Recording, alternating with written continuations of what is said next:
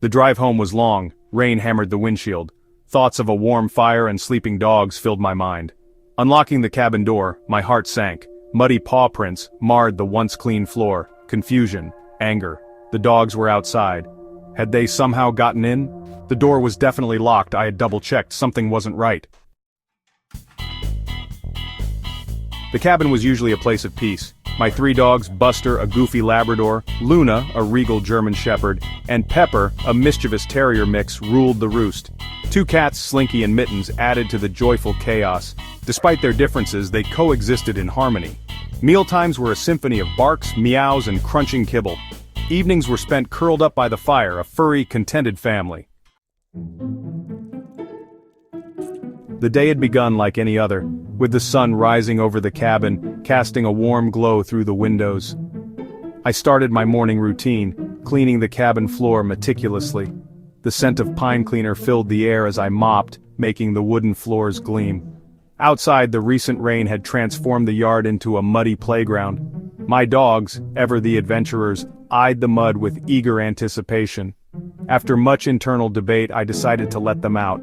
I knew what was coming, but their excitement was hard to resist. They exploded into the yard, barking with unrestrained joy. They rolled and tumbled in the mud, their fur quickly becoming a mess of brown. Watching them play, I couldn't help but smile. Their joy was infectious, and for a moment I forgot about the inevitable bath time that awaited us all. Section 4, The Impregnable Fortress.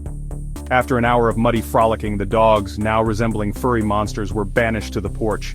Towels lay in wait, ready to combat the inevitable mess. The cabin door was securely locked.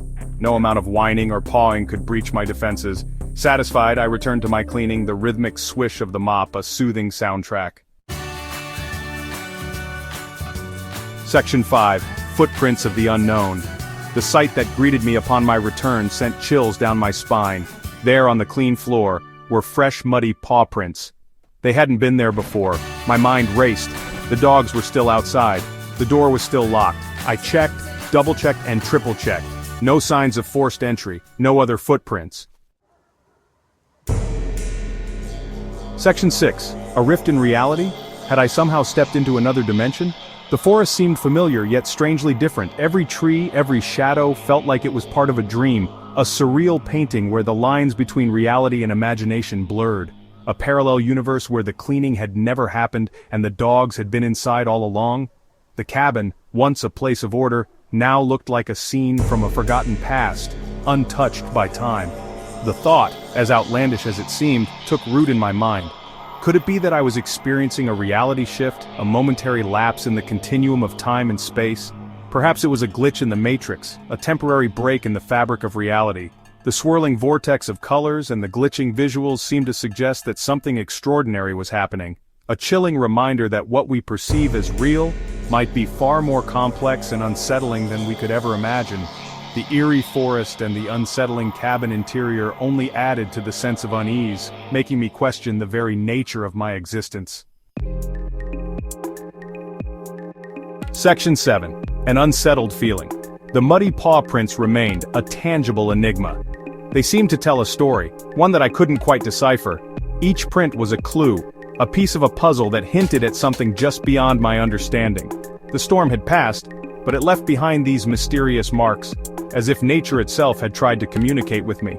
I cleaned them up, each swipe of the mop doing little to erase the unease that had settled over me. The rhythmic motion of cleaning was usually soothing, but today it felt futile. The more I scrubbed, the more the feeling of dread seemed to grow. It was as if the very act of trying to erase the prints was amplifying the mystery they represented.